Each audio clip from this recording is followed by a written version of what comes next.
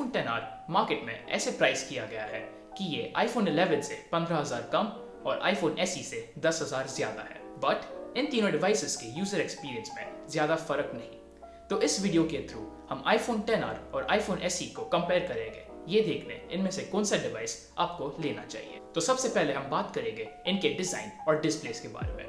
iPhone XR इस्तेमाल करता है एप्पल का नया डिजाइन लैंग्वेज जो उन्होंने iPhone X के साथ इंट्रोड्यूस किया था, और iPhone SE वही iPhone 6 वाला फॉर्म फैक्टर यूज करता है। दोनों डिवाइसेस ग्लास और एल्यूमिनियम से बने हैं। जब मैं अपना iPhone XR लेने गया था, iPhone SE के इन हैंड फील की वजह से मुझे लगा कि मुझे XR की जगह इसे लेना चाहिए और थोड़े पैसे सेव भी करने चाहिए, लेकिन XR के बड़े डिस्प्ले और उसके बैटरी लाइफ ने मुझे रोक लिया। इसी से हम आते हैं इनके डिस्प्लेस पे। iPhone XR में मिलता है आपको एक 6.1 inch liquid retina display, whereas iPhone SE में आपको एप्पल का 4.7 इंच रेटिना डिस्प्ले मिलता है। हाँ, ये दोनों पैनल्स की रेजोल्यूशन 1080p नहीं है, but coming from a OnePlus 6 which used a 1080p AMOLED display, I have no complaints about using the XR। एक LCD पैनल होने की वजह से मुझे वो ज्यादा कॉन्ट्रास्ट और डीप ब्लैक्स तो नहीं मिलते, बट मैंने खुद को कभी कंप्लेंट करते हुए देखा नहीं। और अगर आपने एक AMOLED पैनल पहले कभी नहीं इस्तेमाल किया है, आपके पास बहुत कम रीजंस है इसे पसंद ना करने। और iPhone SE के 4.7 इंच डिस्प्ले से भी आपको एक सिमिलर एक्सपीरियंस मिलेगा। ये दोनों डिवाइसेस का टिपिकल मैक्सिमम ब्राइटनेस 625 निट्स है और आउटडोर यूजेज में आपको कोई दिक्कत नहीं होगी।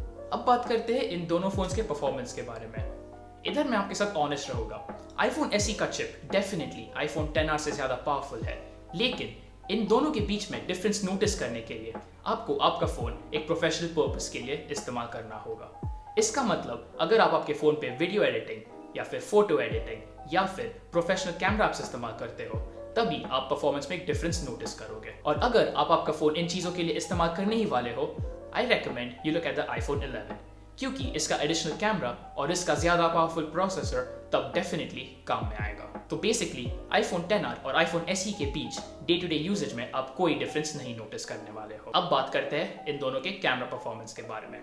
iPhone XR और iPhone SE के रेयर कैमरा सेटअप्स बहुत सिमिलर है, लेकिन iPhone XR का सेंसर साइज में बड़ा है।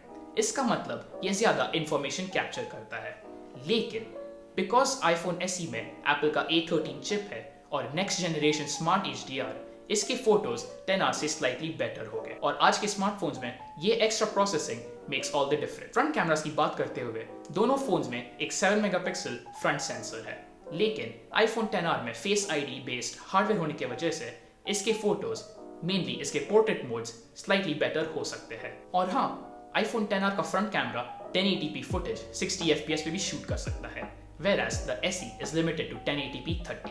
और अगर आप रेयर कैमरा से फुटेज रिकॉर्ड करना चाहते हो, iPhone SE और iPhone XR में कोई डिफरेंस नहीं है, और इसके स्पेसिफिकेशंस मैं इधर डाल रहा हूँ। एक क्लियर एडवांटेज जो iPhone SE iPhone XR के ऊपर होल्ड करता है, वो है उसका कैमरा इंटरफेस।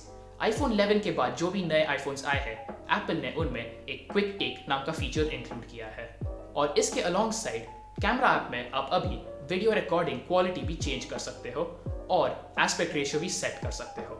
iPhone XR और इससे पहले आने वाले iPhones में ये फीचर्स अब तक अवेलेबल नहीं, और अगर आपको ये चेंजेस बनाने हैं तो आपको इधर फोटोज एप्लीकेशन में जाना पड़ेगा या फिर आपके फोन के सेटिंग्स में। तो कैमरा परफॉर्मेंस को राउंड अप करने के लिए इन वेल लिट सिचुएशंस दोनों फोन्स के फोटोज में आप ज्यादा डिफरेंस नहीं नोटिस करोगे, एंड वीडियो रिकॉर्डिंग परफॉर्मेंस बहुत सिमिलर रहेगा। एक एग्जाम्पल के लिए आप यही वीडियो देख सकते हो। ये पूरा वीडियो मैंने अपने iPhone XR पे शूट किया है, और मेरे Instagram और मेरे थंबनेल्स वाले सारे फोटोज इसी फोन से आते हैं। इस वीडियो के शुरुआत में मैंने बताया था कि iPhone XR का बड़ा बैटरी एक मेजर रीजन था ये फोन खरीदने के पीछे। अगर आप मुझे एक डे इन द लाइफ के बारे में पूछते हो, मेरा iPhone XR 6 से 9 घंटे का स्क्रीन ऑन टाइम मुझे देता है। ये 6 घंटे तब देता है जब मेरा पर्सनल हॉटस्पॉट 4 घंटे के लिए चालू रहता है।